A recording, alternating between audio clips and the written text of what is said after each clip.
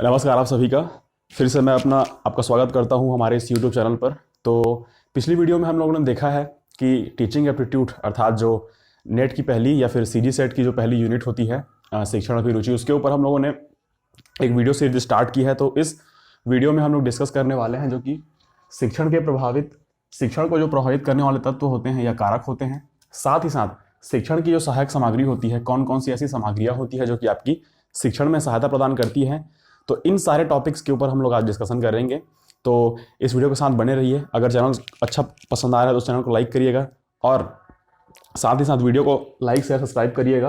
तो सबसे पहले हम लोग डिस्कस करने वाले हैं शिक्षण को प्रभावित करने वाले कारकों के ऊपर। ऐसे कौन कौन से कारक हैं जो कि शिक्षण की प्रक्रिया को पूरी तरीके से प्रभावित करते हैं या फिर आंशिक रूप से प्रभावित करते हैं।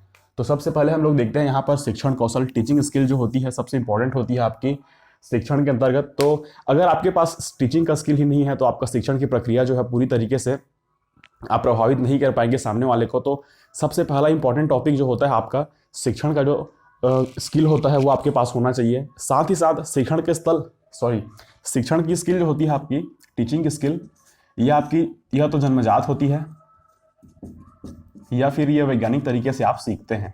जैसे कि मैंने पिछले वीडियो में बताया हुआ है कि शिक्षण की प्रक्रिया जो होती है वो कला भी होती है, साथ ही साथ विज्ञान भी होती है। तो कुछ लोगों में ये कला के रूप में पाई जाती है, जन्मजात होती है, तो कुछ लोगों में ये वैज्ञानिक तरीके से ये इस चीज़ को सीख लेते हैं।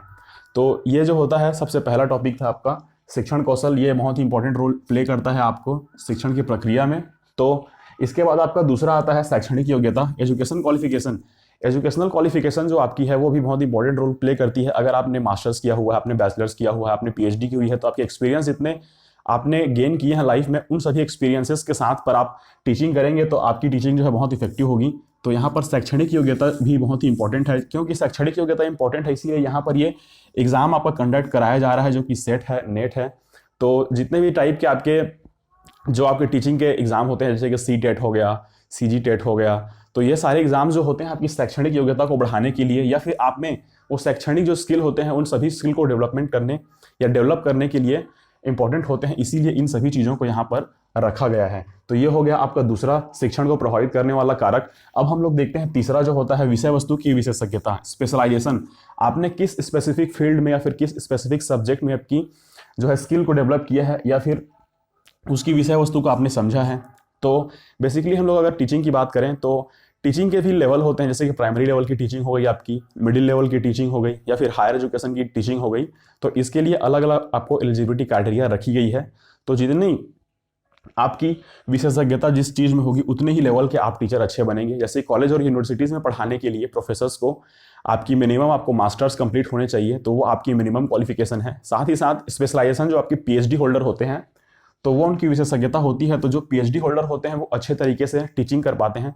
साथ ही साथ स्कूल और कॉलेज लेवल पर भी जिस तरीके से पढ़ाई कराई जाती है तो उसी लेवल के हिसाब से उसका जो है क्राइटेरिया वहाँ पर रखा गया है। जैसे कि स्कूल लेवल के लिए आपको सी टेट या फिर सीजी टेट चाहिए होता है, और वैसे ही आपके कॉलेज लेवल पर आप जब पढ़ाने जाते हैं तो आपको चाहिए होता है कि आपके पास नेट हो या फिर स्टेट का जो आपका एलिजिबिलिटी टेस्ट होता है सेट, वो होना चाहिए। तो यह आपका आता है विषय वस्तु की विशेषज्ञता। आपने मास्टर्स करी हुई है या नहीं, आपने एमए करी हुई है या नहीं, ये सारी चीज़ें आपकी विषय वस्तु की विशेषज्ञता में आती हैं। शिक्षक का अनुभव, एक्सपीरियंस ऑफ द टीचर।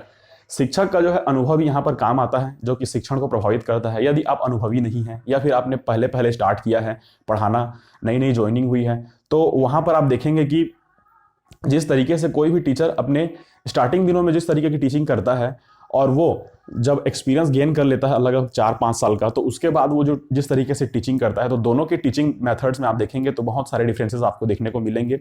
साथ ही साथ जब आपकी एक्सपीरियंस गेन होते जाती है तो आप ऐसे ऐसे विषय वस्तु को अपने शिक्षण में ऐड करते जाते हैं जो कि बहुत ही इंपॉर्टेंट होते हैं। साथ ही साथ अपने सिलेबस के अकॉर्डिंग, सिलेबस के साथ साथ भी आप कुछ ऐसे तत्वों को शामिल करते जाते हैं शिक्षण में जो कि प्रभावित करते हैं आपके शिक्षण को। तो ये भी बहुत ही इंपॉर्टेंट हो जाता है आपके लिए शिक्षक का अनुभव। साथ ही साथ आपका आता है समन्वय, कोऑर्डिनेशन। समन्वय हर चीज़ में काम आता है, क्योंकि समन्वय अगर आप नहीं बैठाएंगे सभी चीज़ों में, तालमेल की अगर आपकी कमी हो जाती है तो शिक्षण की प्रक्रिया जो होती है थोड़ी तरीके से बाधित हो जाती है। तालमेल का मतलब यह है कि आपके ऑफिस वर्क या फिर आपके ऑफिस में काम करने वाले लोगों के साथ आपका तालमेल कैसा है, जिस आप संस्थान में काम कर रहे हैं या फिर जिस संस्थान में आप अपनी सेवाएं दे रहे हैं प्रोफेसर के रूप में, वहाँ के आपके स्टाफ के साथ आपके कोऑर्डिनेशन कैसे हैं, क्योंकि वहाँ पर भी आपके मेंटल स्टेटस पर या फिर मेंटल हेल्थ पर वहाँ पर आपकी बात आ जाती है। तो आपको सबसे पहले इंस्टीट्यूट के जो भी मेंबर होते हैं उनके साथ का आपका कोऑर्डिनेशन कैसा बैठा है, साथ ही साथ इंस्टीट्यूट के साथ आपका कोऑर्डिनेशन कैसा है, यह भी आपको ध्यान में रखना होगा। यह भी आपकी शिक्षण व्यवस्था को प्रभावित करेगी। साथ ही साथ जो ऑफिस के स्टाफ होते हैं, आपके कलीग जो होते हैं, उनके साथ आपका जो रिलेशन है वो कैसे तरीके से स्टैब्लिश आपके कोऑर्डिनेशन बैठा पाते हैं या नहीं है।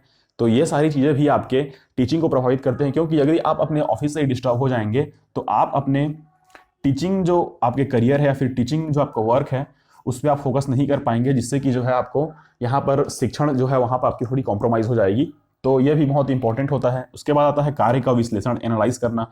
किसी भी कार्य को आप जो करते हैं या फिर टीचिंग का कार्य जो आप कराते हैं किसी भी कॉलेज या फिर यूनिवर्सिटी में, तो उस कार्य में आपको विश्लेषण अर्थात जो है उस कार्य को पूरी तरीके से आपको डिटेल में पढ़ाना होता है। ये नहीं कि ऊपर ऊपर से पढ़ा के आप निकल गए। तो क्योंकि आपको आजकल जो है थ्योरेटिकल नॉलेज बहुत कम ही पूछी जा रही है, आपको थोड़ा सा अंडरस्टैंडिंग लेवल पे क्वेश्चंस पूछे जाते हैं, थोड़े से आपके एक्सपेरिमेंटल लेवल पे क्वेश्चन पूछे जाते हैं, क्योंकि कोई भी एक्सपेरिमेंट आप करते हैं तो उसका क्या आउटकम निकल के आता है सामने। तो ये सारी चीज़ें जो होती हैं वो आपको आजकल के एग्जाम में पूछी जा रही हैं। तो विशेष रूप से आप लोग ध्यान रखेंगे कि कार्य का विश्लेषण, जो भी आप काम कर रहे हैं उसका एनालाइज आपको करना बहुत जरूरी है। बिना एनालाइजेशन के आप कुछ भी काम नहीं कर सकते हैं, जो कि शिक्षण के रूप में भी बहुत ही इंपॉर्टेंट हो जाती है। उसके बाद आता है इकोनॉमिकल फैक्टर।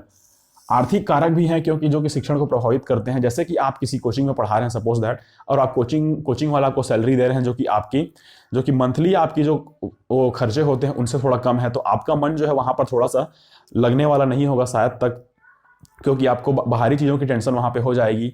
तो निश्चित रूप से वहाँ पर जो शिक्षण की प्रक्रिया है, जो वहाँ पर जो बच्चे होंगे उस चीज़ को वहाँ पर फेस कर सकते हैं, जो कि आपकी आर्थिक दिक्कतों का जो सामना आपको करना पड़ रहा है उसका खामियाजा आपके शिक्षण पर भी आपको देखने को मिलेगा।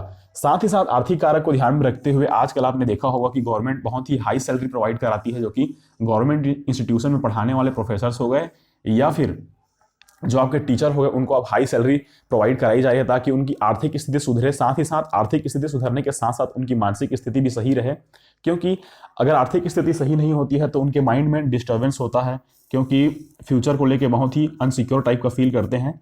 तो मेंटल जो है आपकी हेल्थ अच्छी हो जाती है, तो साथ ही साथ मेंटल हेल्थ अच्छे होने पर आपके शिक्षण की प्रक्रिया जो होती है अच्छे तरीके से हो पाती है। इसीलिए आपकी सैलरी जो है बहुत इंपॉर्टेंट होती है।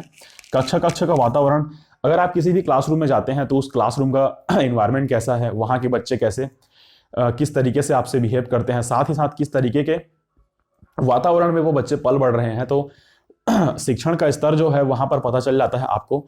तो ये होता है शिक्षण का जो प्रभाव होता है वो भी आपके वातावरण पर भी निर्भर करता है, क्योंकि शिक्षण वातावरण भी अच्छे तरीके से आप नहीं बना पाएंगे, क्लासरूम का इन्वायरमेंट भी वैसा नहीं बना पाएंगे जो कि शिक्षा के अनुकूल हो, तो आपकी जो शिक्षण व्यवस्था है थोड़ी सी वहाँ पर ढीली पड़ जाएगी। साथ ही साथ कुछ ऐसे भी टॉपिक्स आपको ऐड करने होंगे क्लासरूम यहाँ पर इन्वायरमेंट में, जो कि आपको हेल्पफुल करें, जो कि आपके लिए हेल्पफुल हों, और साथ ही साथ बच्चों को भी टीचिंग के जो है माहौल में आपको ढालने का मदद करेगा। तो ये भी जो होता है आपका शिक्षण को प्रभावित करता है, क्लासरूम जो है इन्वायरमेंट।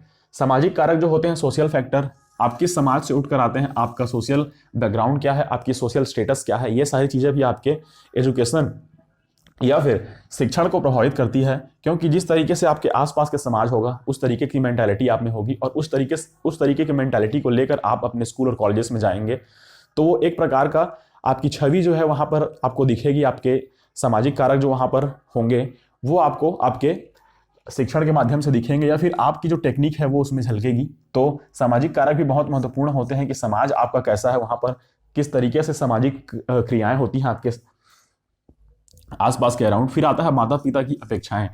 कई बार ये ऐसा देखा जाता है कि माता पिता बहुत ज़्यादा उम्मीदें लगा लेते हैं अपने बच्चों से, जो कि बच्चों के ऊपर जो है दबाव का काम करता है। अर्थात कहने का मतलब यह है कि बच्चे के मन ना होने पर भी बच्चे पर ऊपरी रूप से अपने जो है जरूरतों या फिर अपनी आशाओं को थोपना वहां पर बहुत ही घातक साबित हो सकता है, जो कि शिक्षण की प्रक्रिया में बाधा उत्पन्न हो सकती है। एग्जाम्पल आप ऐसे ले सकते हैं, यदि कोई माता पिता है, कोई पेरेंट्स हैं जो कि अपने बच्चे को डॉक्टर बनते हुए देखना चाहते हैं, लेकिन उनका बेटा जो है उसकी रुचि जो है म्यूजिक में है, या फिर वो आर्टिस्टिक टाइप का बच्चा है, तो यहाँ पर जो है दोनों के थॉट्स यहाँ पर मेल नहीं खा रहे हैं, तो यहाँ पर शिक्षण की प्रक्रिया जो है बाधित हो जाएगी, क्योंकि फोर्सफुली यहाँ पर वो लोग उसको मेडिकल फील्ड के प्रिपरेशन के लिए तो डाल देंगे, लेकिन उनका बच्चा जो है वो उस तरीके की पढ़ाई या फिर उस तरीके के रुचि के लिए तैयार ही नहीं है। तो ये सारी चीज़ें जो होती है, माता पिता की अपेक्षाएं भी यहाँ पर थोड़ा सा प्रभावित करती हैं शिक्षण व्यवस्था को। साथ ही साथ माता पिता के साथ साथ समाज की भी कोई यहाँ पर अपेक्षाएं होती हैं। जिस समाज से आप आते हैं तो वहाँ का समाज चाहता है कि ये बच्चा हमारे नक्शे कदम पर चले, या फिर हमारे जो नियम या फिर जो रूल बनाए गए हैं उस पर चले, तो वो भी आपके शिक्षण को प्रभावित करती है। तो ये सारे कारक जो हमने देखे हैं अभी तक, ये कम से कम 1 2 3 4 5 6 7 ये 10 कारक जो हमने देखे हैं, ये 10 कारक बहुत ही इंपॉर्टेंट हैं, क्योंकि यही वो कारक हैं जो कि आपकी टीचिंग की प्रक्रिया में, अर्थात शिक्षण की प्रक्रिया में जो आपकी बाधाएं उत्पन्न करते हैं, वो बाधाएं किस रूप में आपके सामने आती हैं। तो ये इन रूपों में सामने आती हैं। पहला आपका हो जाएगा शिक्षण कौशल के रूप में आएंगी, शैक्षणिक योग्यता के रूप में आएंगी, विषय वस्तु की विशेषज्ञता के रूप में आएंगी, शिक्षण का अनुभव कैसा है, अर्थ का विश्लेषण कैसे कर पाते हैं, समन्वय कितना है, इकोनॉमिक फैक्टर क्या है, क्लासरूम की आपकी एनवायरनमेंट कैसी है, साथ ही साथ आपकी सामाजिक कारक क्या क्या है, आपके परिवार की मनोदशा क्या है, क्या परिवार आपके बारे में सोचता है, क्या क्या आशाएं उन्होंने लगा रखी हैं। तो ये सारी चीज़ें जो होती हैं आपके टीचिंग शिक्षण को आपकी प्रभावित करती हैं। तो ये सारी चीज़ें हम लोग डिस्कस कर चुके हैं। अब इसके बाद हम लोग डिस्कस करने वाले हैं शिक्षण सहायक सामग्री। टीचिंग जो है, टीचिंग सपोर्टिंग मटेरियल जिसे हम लोग कहेंगे, टीचिंग को सपोर्ट करने वाले मटेरियल कौन कौन से हैं, कौन कौन से ऐसे मटेरियल हैं जो टीचिंग में हमारी हेल्प करते हैं। तो उसके बाद हम लोग अगली ये वाले टॉपिक डिस्कस करेंगे।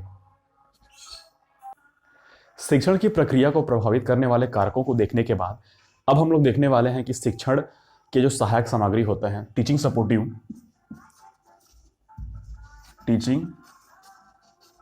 Supportive materials. Teaching supportive materials जो होते हैं वो कितने टाइप्स के होते हैं, साथ ही साथ कौन कौन से ऐसे टीचिंग सपोर्टिंग मटेरियल हैं जो कि आपके शिक्षण की प्रक्रिया को आपके अच्छे तरीके से यहाँ पर जो है पूर्ण करने में मदद करते हैं, साथ ही साथ आपके समय को भी बचाते हैं। तो सबसे पहला हम लोग देखेंगे ये जो होता है आपका श्रव्य साधन। श्रव्य साधन जो होता है, श्रव्य नाम से स्पष्ट हो रहा है यहाँ पर, जिसे आप लोग सुन सकते हैं। तो ऐसे साधन आप लोग ध्यान में रखिएगा, ऐसे साधन जो कि आपके श्रव्य साधन होते हैं, जो आपके केवल सुनकर आपको अध्ययन कराते हैं। जैसे कि आप किसी भी चीज़ को सुनते हैं तो उसके माध्यम से आपका जो शिक्षण की प्रक्रिया पूर्ण होती है, उसे हम लोग कहेंगे श्रव्य साधन में। तो सबसे पहला आपका आता है रेडियो। पुराने ज़माने में रेडियो जो पुराने ज़माने में जो रेडियो होता था वो शिक्षण का बहुत ही महत्वपूर्ण साधन हुआ करता था। साथ ही साथ कुछ ऐसे भी यहाँ पर इसमें प्रोग्राम चलाए जाते थे जो कि आपके शिक्षण की प्रक्रिया में बहुत ही महत्वपूर्ण भूमिका निभाती है। जैसे कि आजकल दूरदर्शन जो आपका है, जो कि दूरदर्शन के चैनलों पर आजकल जो है ज्ञान गंगा नाम से कुछ ऐसा चैनल आता है आजकल DTH वाले में, जो कि आपकी फ्री में शिक्षा पद्धति को बढ़ावा दे रही है। साथ ही साथ कुछ ऐसे वीडियो लेक्चर्स वहाँ पर दिखाए जा रहे हैं जो कि आपके नॉर्मल जो आपके 10वीं 12वीं के कोर्स से रिलेटेड जो आपके सब्जेक्ट हैं उनके ऊपर बात की जाती है। तो उस टाइम पर रेडियो से ऐसे शिक्षाएं प्रदान की जा रही थी। साथ ही साथ टेप रिकॉर्डर, आपने किसी भी चीज़ को पढ़ा उसको रिकॉर्ड कर लिया, या फिर आपने कोई भी लेक्चर देखा या उसे रिकॉर्ड कर लिया, वॉइस रिकॉर्डिंग जिसे हम लोग कहेंगे, और उस रिकॉर्डिंग को आपने बाद में सुना, तो ये आपका कहलाएगा श्रव्य साधन के अंतर्गत। MP3 प्लेयर साथ ही साथ वही है, MP3 प्लेयर हो गया, आपका पॉडकास्ट हो गया। ये सारी चीज़ें जो आपकी आती हैं वो आपके श्रव्य साधन के रूप में आती हैं। श्रव्य साधन सामग्री जो आपकी होती है, तो ये आपकी होती है जो कि पॉडकास्ट आजकल हो गया बहुत ही फेमस आपके पॉडकास्ट है, जिसमें आप लोग टीचिंग के साथ साथ बहुत और दूसरे टाइप की भी जो आपकी नॉलेज होती है वो आपको प्राप्त कर सकते हैं। तो दूसरा आपका आता है विजुअल एड्स। पहला जो आपका होता है ऑडियो बोलते हैं इसको, और दूसरा आपका आता है वीडियो या फिर विजुअल एड्स। तो दृश्य साधन जो होते हैं वो आपके नाम से स्पष्ट ये भी हो जा रहे हैं। दृश्य मतलब देख, जिस चीज़ को आप लोग देख सकते हैं, जिस शिक्षण सामग्री को आप लोग देख सकते हैं या फिर छू सकते हैं, तो ऐसे शिक्षण सामग्री का प्रयोग जब आप करते हैं वो आती है आपके दृश्य सामग्री के अंतर्गत, जो कि आपका आता है चार्ट, मानचित्र, globe, slide, newspaper, research paper जो पब्लिश किए होते हैं, PPT प्रेजेंटेशन। जैसे कि मैं आपको अभी बोर्ड के माध्यम से पढ़ा रहा हूँ, तो ये भी आपका आएगा आपका दृश्य दृश्य पठन सामग्री के अंतर्गत, क्योंकि दृश्य पठन सामग्री के अंतर्गत जो आपकी पढ़ाई का स्तर जो होता है वो थोड़ा उभर कर सामने आता है, क्योंकि आप चीज़ों को देख पाते हैं। तो देखने के बाद अगर आप इस चीज़ को नोटिस करते हैं, जैसे कि आपको अगर कोई थ्योरी, दो टाइप के आपके यहाँ पर डिफरेंसेस आपको देखने को मिलेंगे यदि आपको केवल थ्योरी पढ़ाई जाए, और अगर थ्योरी के साथ साथ आपको डेमोस्ट्रेशन भी दिखाया जाए कि इस तरीके से ये होता है। किसी चीज़ की बात कर ली जाए, प्रैक्टिकल हम लोग किए थे, जैसे कि साइंस में प्रैक्टिकल करते हैं कि वहाँ पर जो हाइड्रीला के पौधे वाले जो प्रैक्टिकल होते हैं कि हाइड्रीला में आप देखेंगे कि ऑक्सीजन की जो है, ऑक्सीजन का कैसे निर्माण करते हैं ये लोग हाइड्रीला, तो उसका जो प्रैक्टिकल हम लोग करते थे 10th वाले स्टैंडर्ड पे, तो वहाँ सबसे पहले हम लोग थ्योरी पढ़ते थे। तो थ्योरी से चीज़ें उतनी आसानी से क्लियर नहीं हो पाती थी, फिर हम लोग उसे प्रैक्टिकल करते थे, उसे परख नली में डाल के, उसे कीप में डाल के प्रैक्टिकल करके देखते थे, तो हमें चीज़ें ज़्यादा समझ में आती थी, क्योंकि उनसे हमें प्रोसेस का ही पता होता था। क्योंकि आप किसी चीज़ को पढ़ेंगे और किसी चीज़ को आप लोग प्रैक्टिकल करके देखेंगे तो दोनों में ज़मीन आसमान का फ़र्क होता है। तो निश्चित रूप से यहाँ पर जो गुणवत्ता होगी आपकी शिक्षण सहायक सामग्री के रूप में, ये अच्छी गुणवत्ता आपको प्रदान करेगी। इससे एक और लेवल ऊपर हम लोग आते हैं, तो वो आपका आता है श्रव्य दृश्य सामग्री, जिसे हम लोग कहते हैं ऑडियो विजुअल ऐड।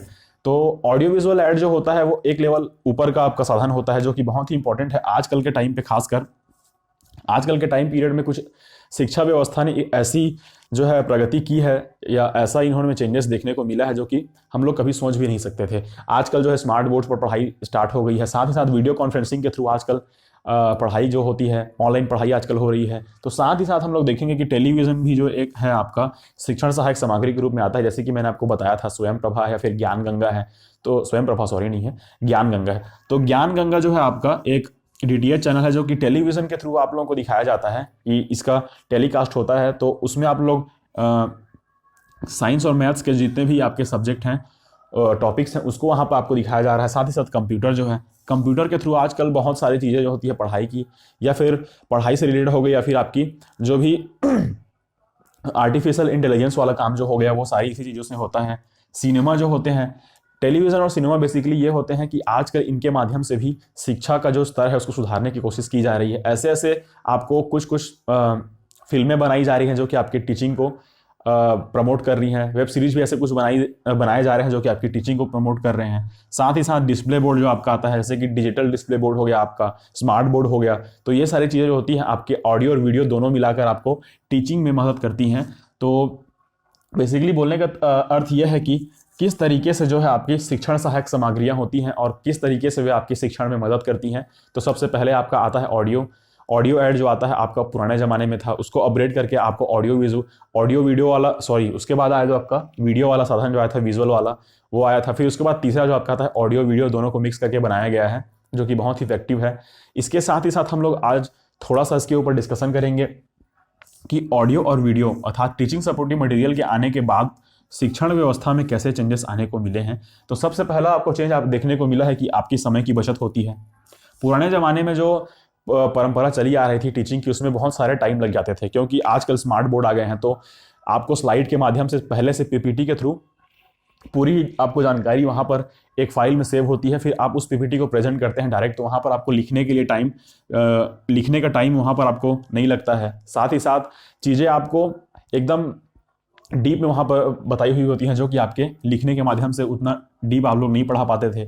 साथ ही साथ ये होती है कि ऑथेंटिक जानकारी आपको मिलती है, जो कि फिल्टर होकर आती है। बहुत सारी चीज़ें गूगल करके आजकल पढ़ाए जा रहे हैं जो भी टॉपिक्स हैं, तो गुणवत्ता भी इसमें थोड़ी सी वृद्धि हुई है। साथ ही साथ समय की बचत होने के साथ साथ गुणवत्ता में वृद्धि हुई है। और ऑनलाइन प्लेटफॉर्म जितने भी आजकल इंट्रोड्यूस हुए हैं, तो उसमें शिक्षा का स्तर भी जो है सुधर रहा है। कई लोग ऑनलाइन शिक्षा के थ्रू अपनी शिक्षण व्यवस्था में आपकी आ रहे हैं, शिक्षा उनकी भी पूर्ण हो रही है। लेकिन पुराने ज़माने में क्या होता था, जिसके पास साधन थे वही शहरों में जाकर, गाँव के लोग शहरों में जाकर पहले शिक्षण व्यवस्था प्राप्त करते थे। लेकिन ऑनलाइन जब आई है टीचिंग जो कि आपकी पद्धति है, सब चीज़ें, तो गाँव का बच्चा भी अब आसानी से ऑनलाइन कोर्स खरीद सकता है और घर में भी वह बड़े बड़े कोर्सों को आराम से पूरा कर रहा है। तो ये सभी चीज़ें जो आपकी कंप्लीट हो पाई है, वो आपकी शिक्षण सहायक सामग्री जो होती है, टीचिंग सपोर्टिव मटेरियल्स, इन्हीं के माध्यम से पूर्ण हो पाई है, जो कि आजकल वीडियो कॉन्फ्रेंसिंग भी हो रही है। तो ये सारी चीज़ें जो है आपके शिक्षण सहायक सामग्री के रूप में आएंगी।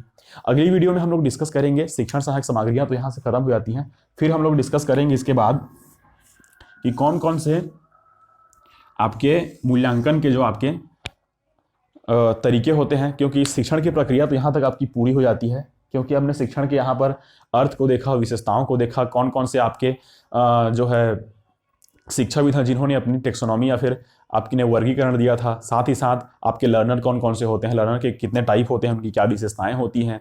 साथ ही साथ टीचिंग सपोर्टिव एड्स भी हमने देखे।